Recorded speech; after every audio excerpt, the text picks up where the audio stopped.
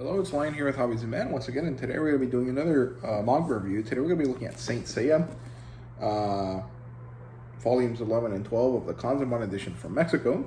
And actually, this is not a full saga. This is half of the Poseidon Saga, which is supposed to cover chapters 47 through 56. That's what I'm covering today. The Poseidon Saga, I think, goes up to chapter 60-something, maybe up to 70. I don't remember. But the point is that it's basically half of the series. So this is Poseidon Saga Part 1, right? And it's by Masami Kurumada. It's published by Panini Manga Mexico, as you guys can see on the side right there. The demographic is shonen, of course. The genres are martial arts and fantasy, and the adaptation is available for the series. Although it happens after the Asgard saga, because in the anime there is a Asgard part that's based on the short story Natasha in the Land of Ice or something like that. I did a review for it previously, so you guys can look that up if you are interested. And there's also a movie coming out this year. It's a Hollywood movie. It might be interesting, it might not.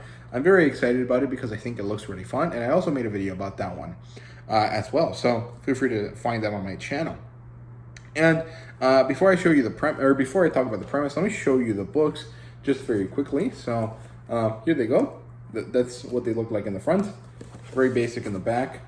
And these are a dark red on the spine. In this Kanzenban edition, every 2 books is a different color. So the first 2 are red because that's Saint Seiya's normal color.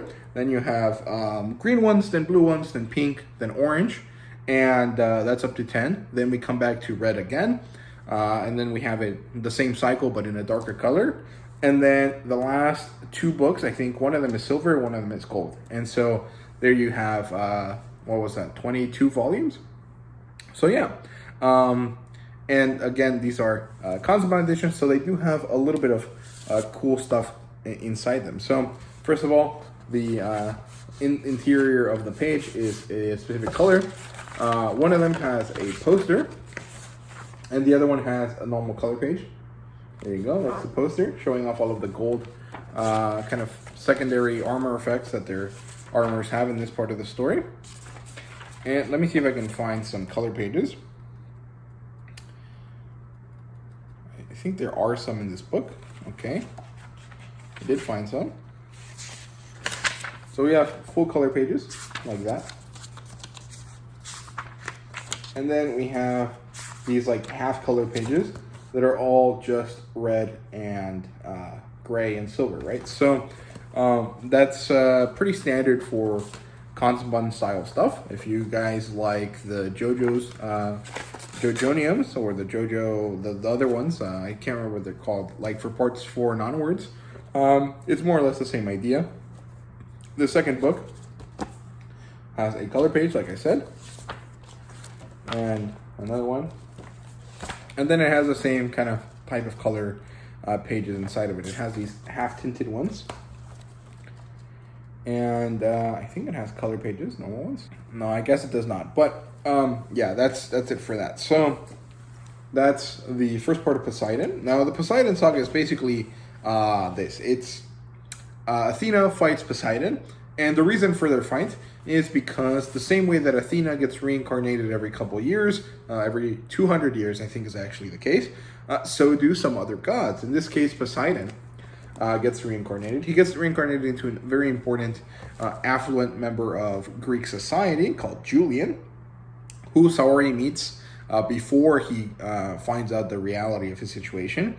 And he becomes Poseidon, and he decides that the world needs to be cleansed. So he's going to cleanse it the same way that it has been done in the past, by drowning everything on the earth and ruling over the ocean, basically, that it will now cover the whole world. And so he brings down the rain, and this rain is causing issues for everyone.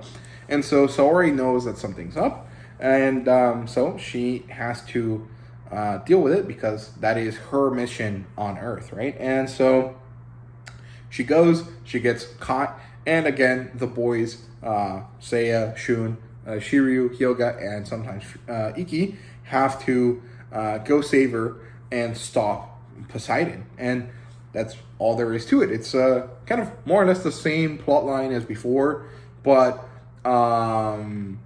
specifically only the 12 houses part. So that's just kind of how it goes. This is more of a transitionary saga.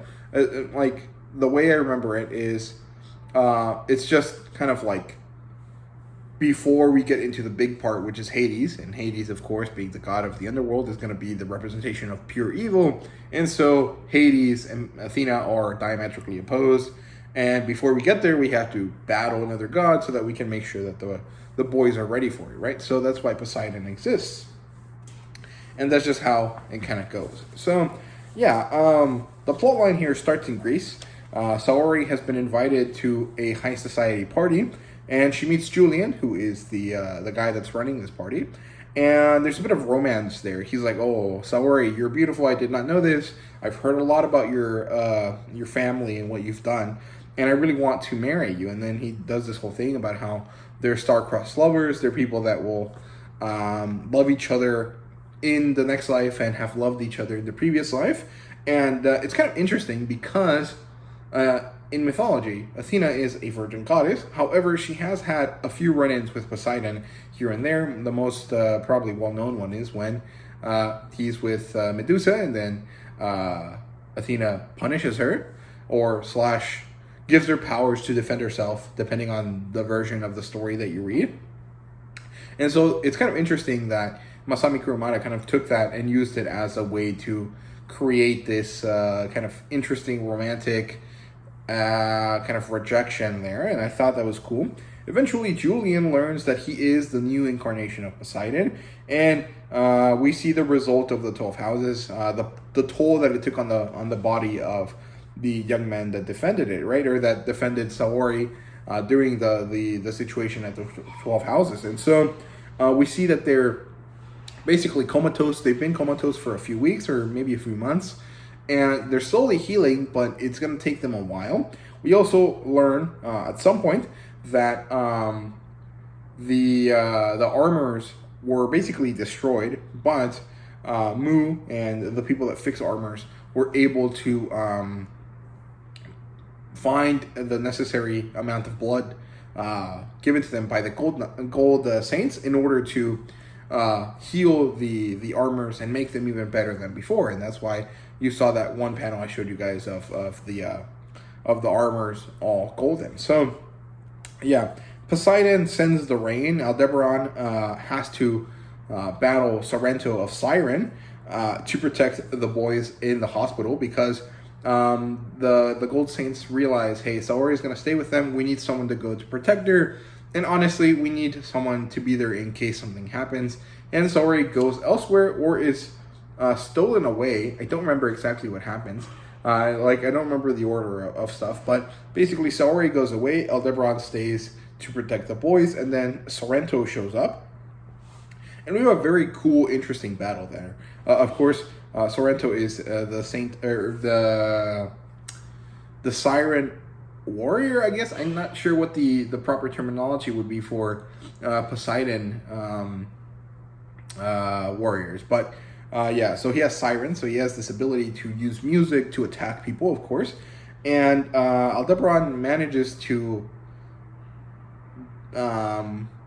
avoid Siren killing the boys, but he actually loses his life in the process, and in a very interesting way. But his armor takes in his cosmos and stays to protect them, even though Aldebaran is no longer alive. And so Sorrento eventually yields and decides to leave, knowing that he won't be able to do anything yet. And so, stuff like that happens, and it's epic, but he does lose. Then Saori goes to visit Poseidon in her full Athena situation, and he's surprised, and then he traps her, and then war is declared on the golden on the sanctuary on Athena by Thetis of Mermaid. And in Spanish, this actually causes a bit of an issue, because mermaid in Spanish is sirena, and siren in Spanish is also sirena. even though they're different creatures. So there's this kind of element of like confusion because there's two different people that have the siren armor. I think this could have been solved if they made one of them a harpy and the other one a siren. So when people think of sirens, you usually think of a mermaid, but sirens are actually bird women, and harpies are also bird women, but they're kind of different. So in Spanish, I think they really should have gone with harpy for Sorrento and kept Thetis as a mermaid because her armor looks like a generic mermaid that most people think of, right? So yeah, but that's not really important to the English speaking kind of things because in English, siren and mermaid are different words for what most people would think are the same thing, right? So yeah, and so the boys are there because they finally woken up in order to protect Athena, and they step up. They're like, okay, we're going to go to war. We need our armor. And they learn that their armor has had a lot of upgrades and that they now have this kind of secondary gold power that brings them a lot of extra defense and a little bit more power to their attacks, which is great. And so they go down to the underwater temple, which is Poseidon's version of Sanctuary, and they learn that there's 7 pillars for the 7 seas. Each pillar needs to be destroyed in order to bring the water level down, and that's going to save Athena, who is trapped in the central pillar, the pillar of Poseidon, and she is slowly drowning as the water level rises inside that pillar, right? So we have another situation like the 12 houses. Each boy goes to a different place, and we have a lot of different battles here. So we start with Pegasus versus Seahorse, and the guy that has the Seahorse armor, and I think they're called Scales, is called Bayan, and Pegasus wins. Then we have Andromeda versus Seiya, which is also a really good fight because Seiya is a monster that has a lot of different beasts associated to it. So Shun has to find a way to use his chains in order to defeat each of these monsters or each of these beasts successfully. And it's a very good fight. I really like this one a lot. Then we have Dragon versus Krishna. And Krishna is some sort of epic golden sword, or lance, actually. And Krishna is the person that wields this armor. And I think he wins, but it's kind of a tough battle. Then we have Andromeda again versus Limnades, I guess. And I think the guy's name is Kaja or something like that. He's some sort of Portuguese character. I don't know how to say his name properly. And this one is kind of up in the air because that's when the story ends, or that's when I finished up the volumes that I had with me. So we're halfway through the story, and it's really, really good. I really like this a lot. It's really interesting because I already knew about the 12 Houses storyline. I knew everything about it. I had, what's it called? Consumed it several times in different ways. And so I really enjoyed myself, but it was more of a like, okay, let's just get through this and enjoy the stuff that I already know so that we can get to the new stuff. I do remember watching parts of this part of the anime, but I really don't have like a big attachment to this. So reading it, it's more or less like I'm reading something new in the same Saint Seiya universe, and it's really, really fun. I really, really enjoyed all of the stuff that happened in this plotline. It was really, really good. The fights were way better than a lot of the fights in the earlier part of Saint Seiya as well, which is really, really great. So in terms of characters, we have Julian, Thetis, Sorrento, Bayan, Io, and Krishna. And of course, we have also Kacha, is what I'm going to go with. So, yeah, Julian is Poseidon, Thetis is the mermaid scale user, Sorrento is Siren, Bayan is Seahorse, Io is Seiya, Krishna is the Chrysaor, or how do I say that? Chrysaor is what I'm going to go with. And then we have, of course, Chaka with Libneds. So basically, the Poseidon warriors are all different types of sea animals or sea monsters, and I think that's really, really cool. I think there's a few other sea monsters that might be interesting. I don't know if any of them actually are part of this because there's only, let's see, there's 3 more possible warriors, and I'm curious to see what the choices for them are going to be. But yeah. In terms of world building, there really isn't too much going on here. We get introduced to a new god. Of course, we kind of all know that Poseidon is a god of Greek mythology, so there really isn't too much to explain there. However, it's kind of interesting because Poseidon is tied into a lot of things that are more biblical in nature in order to kind of provide a what's it called, like a fake history to go along with this slightly different world, which I think is really, really cool. Basically, the flood where Noah's Ark happened is actually due to Poseidon, and it's just been associated to a different god in the modern world. And I think that's interesting. I think that's really cool. And that tie-in makes this world feel a lot more realistic. And I think that's cool. And of course, we have these new cloths, these new scales, which are the Poseidon warrior armors. And I quite like them. It's kind of interesting. There's only 7, or maybe I think there's 10 of them total.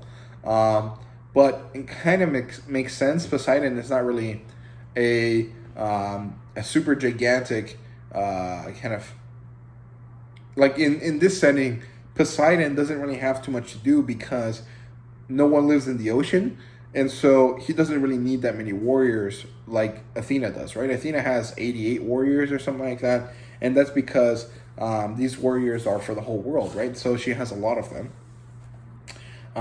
But Poseidon doesn't need that because no one lives in the ocean, so he only has a few of them, which is cool. Art-wise, it's awesome. It's a lot better than usual, like a lot better than the early parts of Saint Seiya, of course, because at this point, Kurumada had been drawing for a long time.